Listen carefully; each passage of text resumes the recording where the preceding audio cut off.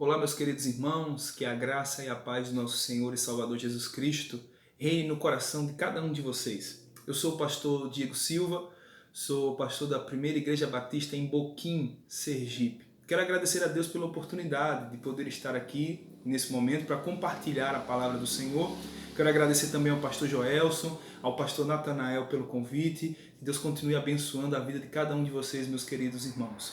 Bom, nessa noite eu gostaria de compartilhar com os irmãos o texto bíblico que está lá em Marcos, no capítulo 4, versículo 35 ao 41. É o texto que fala sobre Jesus acalma a tempestade. Diz assim a palavra do Senhor: Naquele dia, ao anoitecer, disse ele aos seus discípulos: Vamos para o outro lado. Deixando a multidão, eles o levaram no barco, assim como estava. Outros barcos também o acompanhavam. Levantou-se um forte vendaval, e as ondas se lançavam sobre o barco, de forma que este foi se enchendo de água. Jesus estava na popa, dormindo com a cabeça sobre um travesseiro. Os discípulos o acordavam e clamaram: Mestre, não te importa que morramos? Ele se levantou, repreendeu o vento e disse ao mar: Aquiete-se, acalme-se. O vento se aquietou e fez-se completa bonança. Então perguntou aos seus discípulos: Por que vocês estão com medo? Ainda não têm fé? Eles estavam apavorados e perguntavam uns aos outros: Quem é este que até o vento e o mar lhe obedecem? Como eu disse, o texto é bem conhecido. Fala sobre esse momento em que os discípulos estão vivendo. Jesus está no barco, mas isso não os isentou de passar pela tempestade. Eu estava aqui pensando, dia 15 de março foi o nosso último culto presencial no templo. Nenhum de nós aqui da nossa cidade ou da nossa igreja esperávamos que enfrentaríamos esse momento de 4 meses sem poder nos reunir. Nós não estávamos cientes. Assim também são as tempestades. Elas chegam sem a gente esperar, como essa chegou, essa pandemia no mundo inteiro. E quantos de nós nunca passou por uma tempestade? Seja no trabalho, no casamento, seja na família, seja nas finanças, nas emoções e até na igreja. A pergunta é: será que é possível ter paz em meio às tempestades? Segundo o dicionário, tempestade, a palavra tempestade significa agitação violenta da atmosfera, acompanhada de chuvas, granizo ou trovões, estrondos e agitações. Mas não é difícil encontrarmos pessoas que estão enfrentando diversas tempestades, mesmo nos dias mais ensolarados. Quantas pessoas estão enfrentando tempestades psicológicas? Quantas pessoas estão enfrentando tempestades emocionais, espirituais, principalmente nesse tempo de tantas incertezas e de tantas informações que vem trazer tanta angústia e tantas preocupações a todas as pessoas, a todos aqueles que talvez tenham acompanhado aí essas notícias. Bom, Jesus estava dormindo, nos diz a palavra no versículo 38, a parte A do versículo. Podemos, como os discípulos, perguntar: Senhor, o Senhor não está vendo o que está acontecendo? Como nós talvez já ouvimos algumas pessoas dizendo: será que Deus não está vendo? Sim, mas Jesus estava ali descansando, ele tinha ensinado o dia inteiro. Como ser humano ele estava cansado, porque Jesus também era homem, então ele estava descansando. Mas isso não quer dizer que Jesus estava indiferente diante dos momentos difíceis, de pavor que os seus discípulos estavam enfrentando. Ele deu uma ordem. Ele disse: vamos para o outro lado. Então, se Jesus deu aquela ordem, com certeza essa palavra se cumpriria. Talvez por isso ele pergunta aos seus discípulos: vocês ainda não têm fé? Então, quantos de nós, em meio a tudo isso que estamos enfrentando, talvez estão se perguntando: onde está o Senhor? Ele continua no mesmo lugar, no controle de todas as coisas, agindo através de todas as coisas para o bem daqueles a qual ele ama. Temos certeza que ele não está indiferente a todo esse turbilhão, a toda essa tempestade que nós estamos enfrentando. Ele não está indiferente a todo o sofrimento humano. Pelo contrário, ele continua convidando esse ser humano a vir em direção a ele, a encontrar a paz que nós precisamos em meio a tudo isso nele, pois só nele teremos essa verdadeira paz. As tempestades, muitas vezes, parecem que é o fim.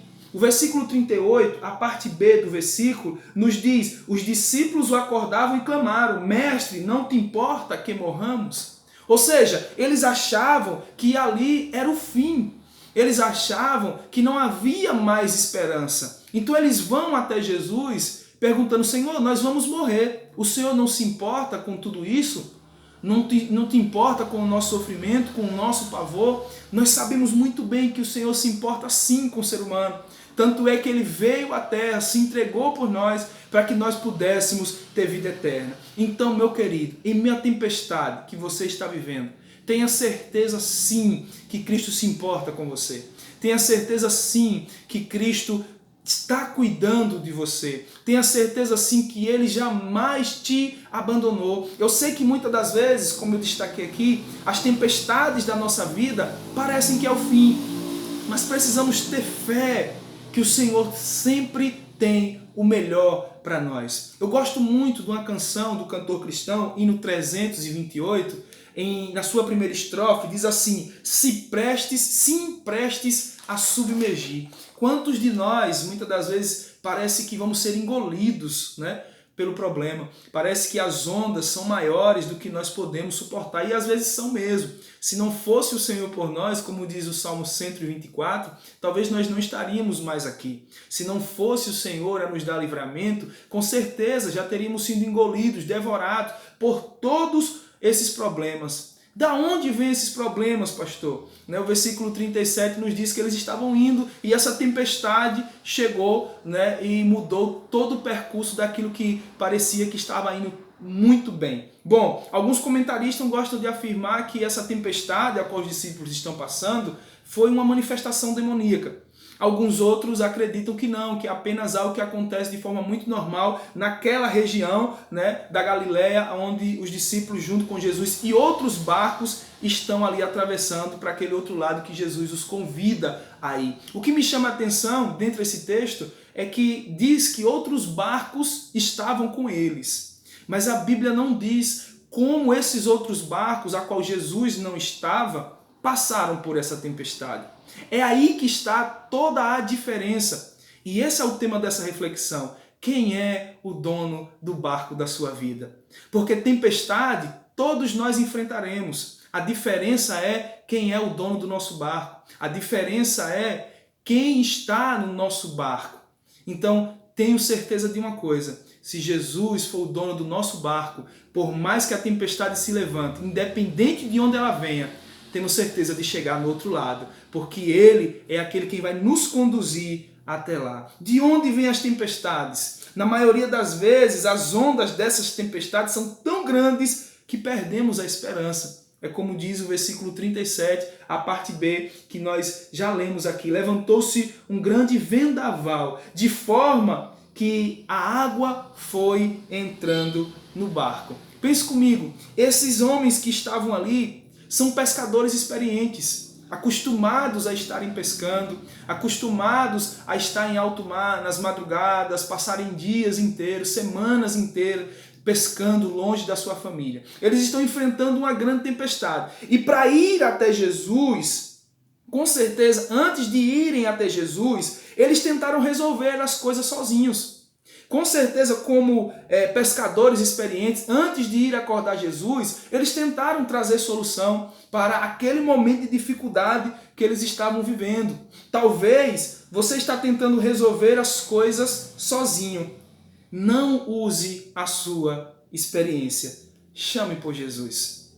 Pare de querer resolver as coisas sozinho. Pare de querer trazer solução para a sua vida sozinho. Talvez está na hora de chamar Jesus para tomar o leme aí desse barco, para tomar a direção do barco da sua vida, nesse tempo de tantas aflições. Diz a segunda estrofe do hino 328 do cantor cristão: vem logo, vem me acudir. Talvez está na hora de você convidar Jesus para acudir. Talvez está na hora de convidar Jesus para levantar-se em seu favor, e é isso que Ele deseja, cuidar de cada um de nós. Uma coisa é certa, sempre tem algo para que a gente aprenda em tudo que nós estamos vivendo. Esse momento que nós estamos vivendo, com certeza temos algo para aprender. Nas tempestades eu posso ver onde preciso de reparo.